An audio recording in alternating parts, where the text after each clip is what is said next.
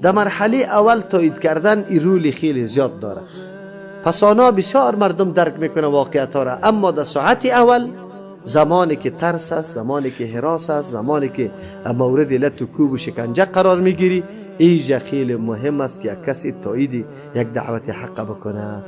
روزگار آینده بسیار مردم پیدا میشه، چرا که حقیقتا زیاد واضح میشه برای مردم، گپان برش میرسه، اما در ساعت اول تصدیق کردن یک سخن پیغمبر این گپ بسیار بزرگ است. از امو خاطر است که ابوبکر رضی الله عنه کدام مقام و منزلت کمایی کرده، به این خاطر کرده که در اول وهلت پشتیوانی رسول الله صلی الله علیه و سلم و تصدیق کنندش او جور شده.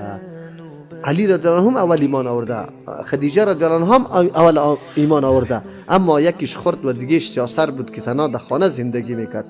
کسی که با پیغمبر شانه میداد در مقابل کفار ابوبکر رضی الله عنه و گپایش تایید میکرد. مفت نیست که کسی ما امروز یک نفر حقه گپ بشه خوب میفهمیم که حق است، از ترس قوم تایید کردن نمیتونه.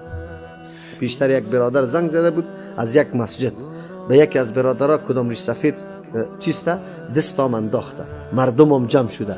مولا را میگه که اینی گپ چی طور است؟ مولا میگه من کار ندارم، میکوشی هر چی که میکنی. ببین یک تایید نمیتونه که بله اینمی حدیث رسول الله صلی الله علیه وسلم یا عمل پیغمبر علیه السلام است، با وصفی که این موضوع در کدام سرحد رسیده. حتی زن مرد آلی الحمدلله کلگی میدانه.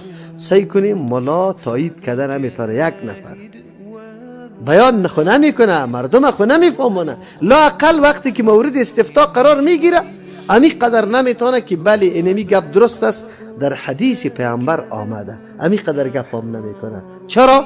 به خاطر که از موقف خود میترسه که مردم بازمر از مسجد شاید بکشه.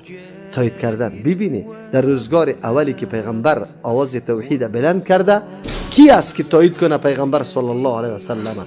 در این درس کی است؟ همونطور کسی پیدا شوه برای ما واضح است که یقینا در روزای اول کسایی که گپی تو را تایید کنه استاد شوه بسیار کم مردم پیدا میشه.